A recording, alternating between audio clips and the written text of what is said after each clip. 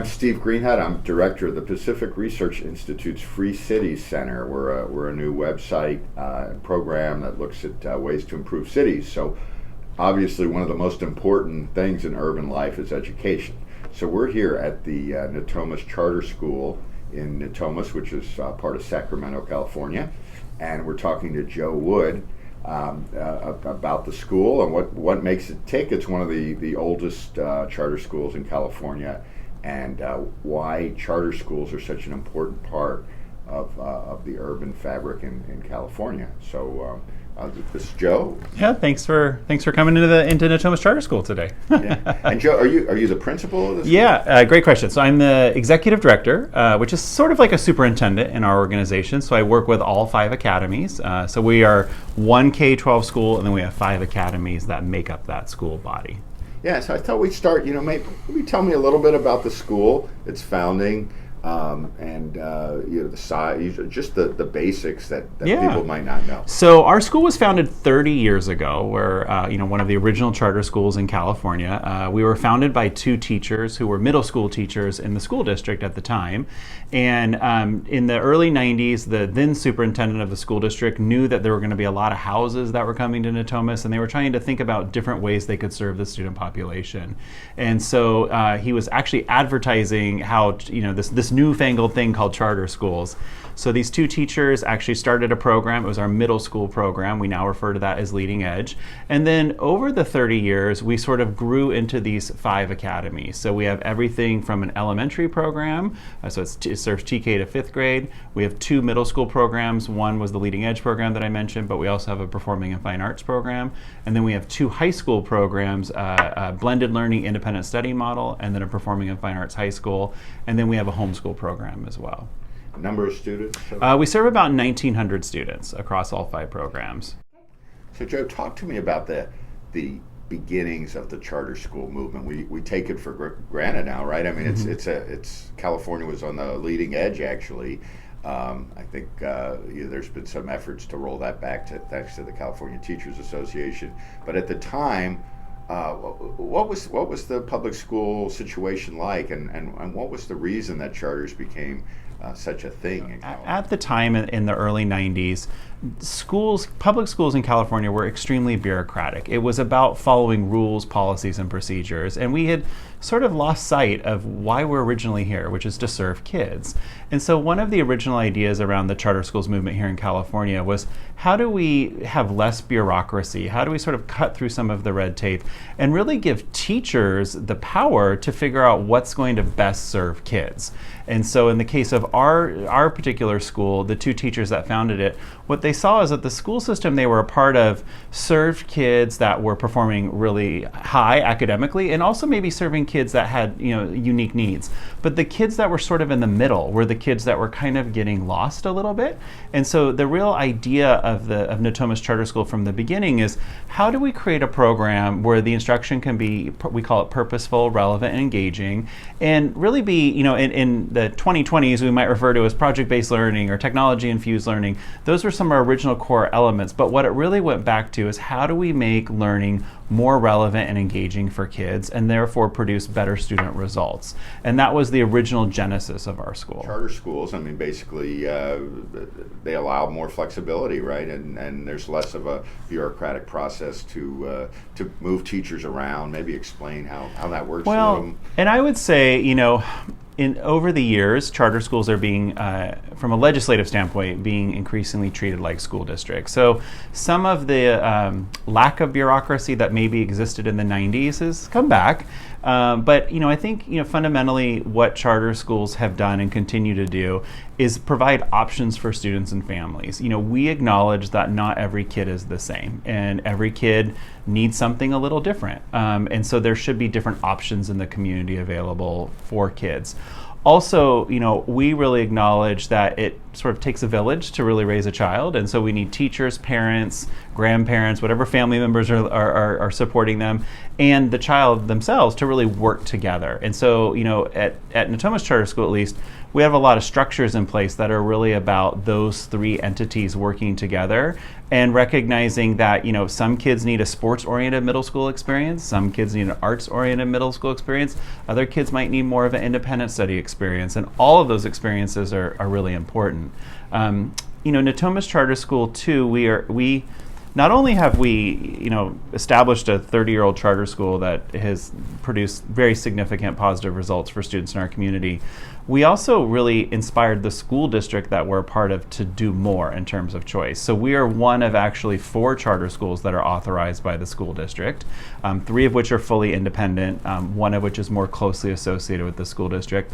But even within the school district, because there were the existence of these charter schools and these different choice options, the district themselves started mirroring some of that. So there's different CTE pathways or different college and career pathways that families can choose. And now in the Natomas community, you'll see that we actually do something every year called Secondary Schools Nights, where all of the middle schools and all of the high schools, both charter and district options, come together. And we actually have a showcase for our families, for families in the community to figure out what's going to work best for them and their child. The choices of schools in this area, what are they like? Are they problematic? Are there test scores? Yeah. Okay, so Natomas Unified School District, which we're a part of, is the either first or secondly most racially diverse school district in the nation. It depends what data set you're looking at.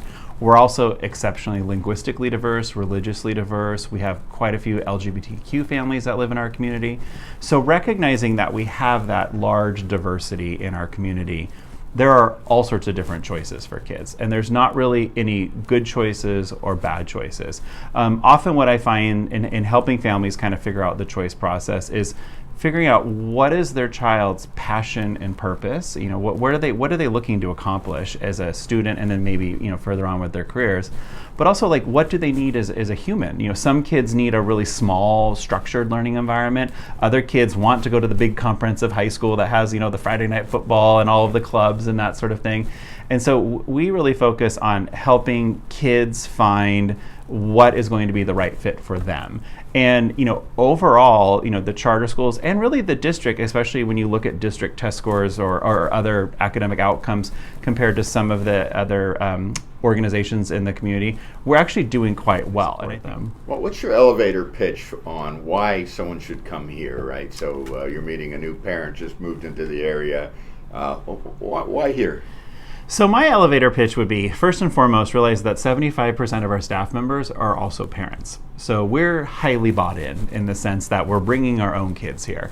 And the reason we're bringing our own kids here is that we know it is a safe, loving, and supportive environment. It's the Performing and Fine Arts Academy is technically only one of our academies, but arts is really woven throughout all 5 of our programs. So another, a big sort of, if you will, selling component of bringing your student here is if they have an interest in the arts, and whether that is to become a professional artist or they just want to explore the arts, this is a place that outcomes is that, by creating that safe, supportive, and academically strong environment, we have strong academic outcomes. We have strong standardized test scores. We have some of the highest, college-going rates in the region. But our kids are going to all sorts of diversity of post-secondary experiences. We have some kids immediately going into medical fields, becoming ENT or nurses, maybe doing training through community college. We have other kids that are going on to 4-year universities and maybe becoming engineers or scientists. We have some graduates that have gone to work on Broadway or regular actors for Disney. So by providing this, small school supportive environment with a high degree of support and a high degree of academic expectations, we're really able to help kids go where they really feel compelled to go with their future. Well, how hard is it to get into Natomas Charter? What's involved in applying, and what's your selection process? Yeah, so similar to all charter schools in California, we have an open application process, and the applications are open year-round. We do have an annual lottery, and typically for our site-based programs, so those are the programs where kids are coming to school every day, though we receive many more applications than we have available spots. So we do a lottery every spring.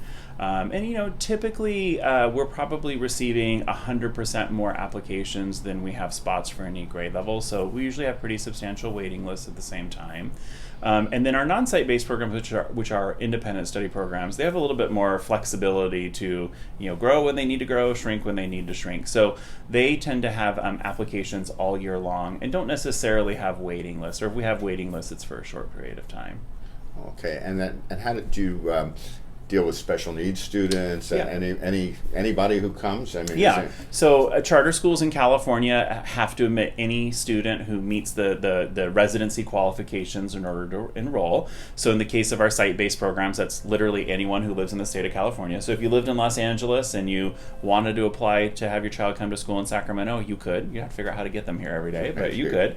There's some more restrictiveness on the residency requirements for independent study students. They have to be more physically located to the school. But yeah, we accept and welcome anyone. We have a fairly robust special education population. We actually call it our inclusive education population because really we're working on a full inclusion model and wanting all of our students to be integrated in the same classrooms together and receiving whatever support that they need.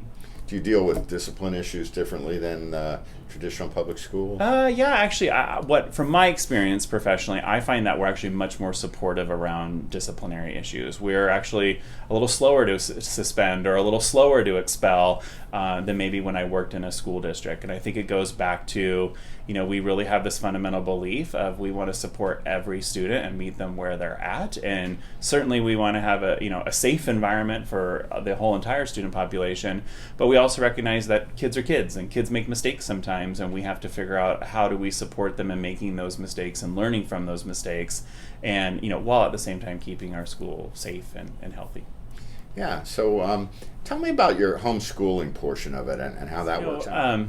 Homeschooling is really on a continuum. You can, in the state of California, you can do something called R4, which is file a private homeschool affidavit. And that's sort of on one end of the continuum of as a parent, I'm choosing to homeschool and I'm not going to have any association with the public school system. And then you kind of have the opposite side of the continuum, which is actually what we provide, where we have a homeschooling program that actually has a site-based resource center where we offer on-campus workshops for students to be enrolled in. So in our homeschool model, the parent meets with the educational advisor or the certificated teacher once every 2 weeks, and really they work together to plan out, what's the child's curriculum, what's their learning arc for the next 2 weeks. And if you're a parent that's I'm really good at teaching math, but I'm really bad at teaching reading, no problem. We actually have on-site reading workshops that your child can go to get that reading instruction, also to build community, have friends that go to school, and that sort of idea. Our homeschool program also does things like field trips or overnight excursions to different places, because fundamentally, our core belief is that if parents are choosing to homeschool with us, you're choosing to homeschool with us because you want to homeschool as part of a community. Mm-hmm. You want to homeschool, and have that certificated teacher that's going to help you kind of figure out my child's really struggling in science. I'm not sure what to do about this, and that certificated teacher can say, oh yes, this is how I can help you. So that's kind of what we provide. And then in the middle, there are other homeschooling options in our region where maybe you only go to that advising meeting, once every 2 weeks or once a month, and otherwise you're doing everything else on your own. Or they even might give out vouchers that you can use at a dance class here or use as a science class there. But, Natomas Charter School started as a site-based program, and fundamentally we believe in the importance of schools in our community. And so even as we've gone into sort of the independent study aspects of our programming, which homeschooling is a part of it, we've still kind of kept that element of still having a school site, still having classes that we can offer, still having that sense of community that school brings, where parents can interact with each other, kids can interact with each other. And our homeschool program is K-8, so what often happens at the end of middle school going into high school is many of our homeschool students are going into site-based high schools. So we've even built with within our homeschool program a small middle school program where the kids come onto campus 2 or 3 days a week to take classes as part of a cohort, kind of with this idea that if you started in kindergarten being really independent as a homeschool learner, but your parent is ready for you to go to a site-based high school, we're going to use those middle school years as a little bit of a transition phase of, learning how to do what school looks like when you go onto a site-based school. So how many homeschoolers? Yeah. So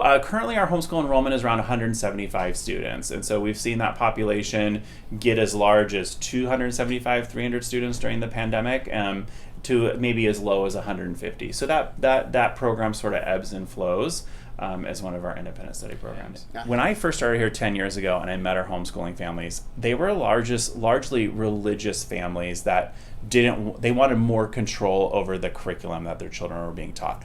That has completely changed. And it has been more families, especially families with students with special needs, where services were super inadequate. They weren't illegally inadequate where they were filing a due process complaint, but their child was just really making no progress. African American boys that were being, disproportionately suspended or facing some sort of disciplinary consequences. Families just saying, enough, like this is ridiculous, we're pulling out.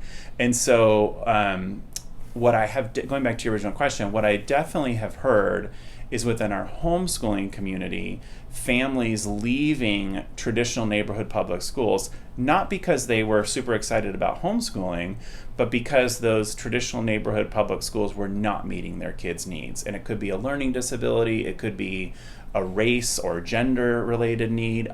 Also a few LGBTQ families that felt their family was being bullied or harassed at school, saying, you know what, we're going to move into a homeschooling environment where we have some control over what our child's being exposed to. And sometimes, during the pandemic, no schools were really providing special education services because it was challenging to do it, right? And so there were a lot of families that just pulled their kids out of their neighborhood schools, brought them to our homeschool program, started working with their child one-on-one, and they actually found that their child was making more educational progress in that type of structure than in a traditional, 24 kids in a classroom kind of structure, and have actually chosen to keep their kids in an independent study format moving forward, which that was not really something they had ever thought about doing from the beginning.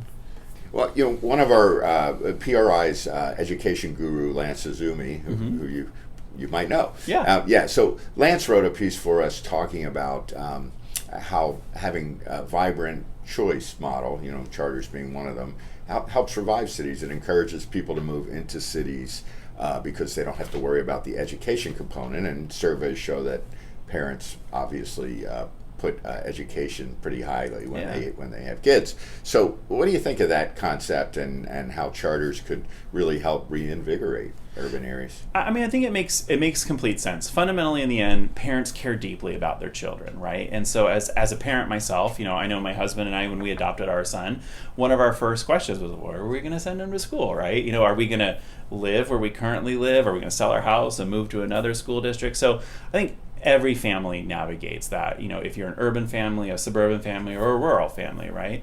And I think, especially over the last couple of years with the pandemic, parents, because they had to help their kids learn at home, are a little bit more engaged in schooling, have a little bit better idea of, what schools are offering and probably also what their kid needs. So yes, I think, for any community to be a healthy and vital community, school choice or school options is going to have to be a component of that. Certainly they could be charter options, they could be private school options, there could be even options within the school district. Having both worked in the charter sector and the school district sector, what I've noticed is that choice can be really valuable to families when we can get the decision making of what's happening in schools closer to the classroom. So I think one of the things that works well about charter schools is typically we're not huge organizations, and typically the decision making about what curriculum we're using or what instructional approaches we're doing or what additional supports we're putting in place is made with teacher voice. I've also worked in school districts where they have that structure as well, and it helped to create multiple options within a large comprehensive school district that then parents could find out, oh, this really works well for me, or this really, this doesn't work well for me. Having also been a parent, I had when my child was in elementary school, I thought one thing was going to work for him, and found out sometimes I was right and sometimes I was wrong. I know we had a real vision of where we thought for sure he was going to go to high school, and he surprised us and said, you know what, actually I love baseball, but I also love acting, and so I want to go to a performing and fine arts high school. So part of it is having those options so that as a parent you can respond to your child's needs, and not have it be a significant expense to you, or big transportation logistics. And I know, one thing I've appreciated as a public school educator in the Natomas community is that we do have all of these options, both charter and non-charter options, and no child is forced to just, I have to go to this school. Every child has that option, and their working with their family to go, this is the school I really want to be at, and I'm really excited to explore, this particular thing, and I can come there. Yeah.